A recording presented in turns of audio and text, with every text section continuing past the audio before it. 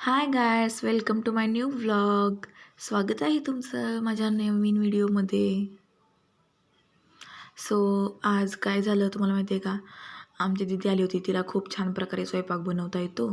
मग म्हटलं जरा पुरणपोळी करावी, म्हणून तिला म्हटलं पुरणपोळी कर, खावीशी वाटते. मग तिने पीठ चाळायला घेतलं कणिक मळण्यासाठी. त्यानंतर तिने डाळ शिजवलेलीच होती, ती गाळून घेतली त्याच्यामध्ये गूळ घालण्यासाठी.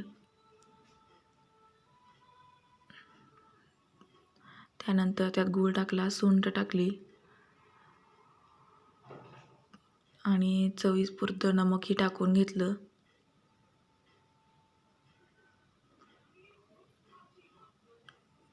त्यानंतर ते परतून घेतलं.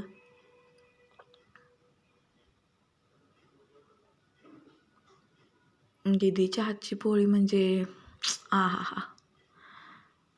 त्यानंतर पुरण शिजल्यानंतर ते वाटून घेतलं आणि कणकेचे गोळे त्यामध्ये पुरण घालण्यासाठी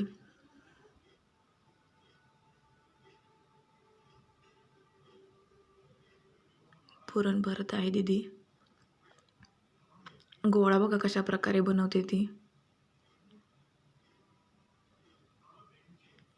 असे उंडे सहजासहजी कुणाला जमत नाहीत, मला पण नाही जमत, पण जरा शिकून घ्यावं म्हणतं दीदीकडनं. बघा कशी दीदी गोळे बनवत आहे.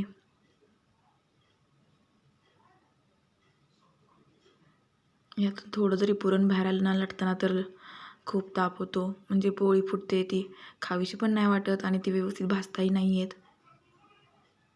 आता बघा लाटण्याची ट्रिक बघा तिची कशी आहे. खूप छान प्रकारे लाटते, अशी जरासुद्धा कुठे पोळी फुटलेली दिसणार नाही आहे तुम्हाला.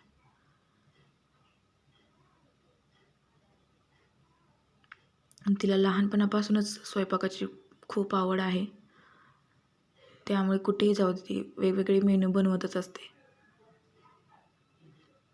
आणि हाताला पण चव म्हणजे काय भरपूर.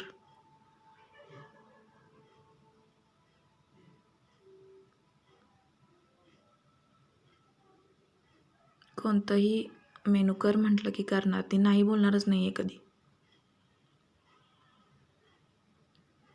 तेच म्हणत असते कुठे जाईल तिकडे, आपण हे बनवूयात ते बनवूयात. बघा तर नुसतं तुम्ही बघा पोळी कशी फुगते, ती नुसतं बघा.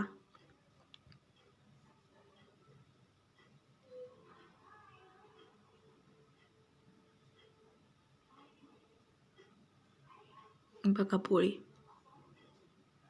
मोठ्या मोठ्या बायकांना पण नाही जमत हे.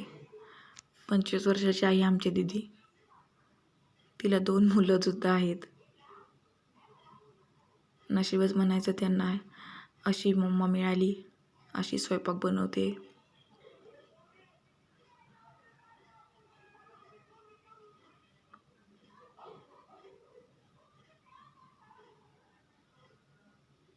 बघा मोठ्या मोठ्या बायकासुद्धा ओलतण घेतात तेल वगैरे लावताना, हे सर्व हातानेच बनवत आहे.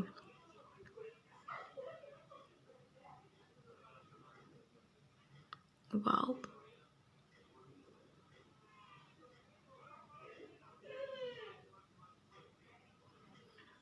कशा बघा किती पोळ्या बनवल्या आहेत बघा तुम्ही.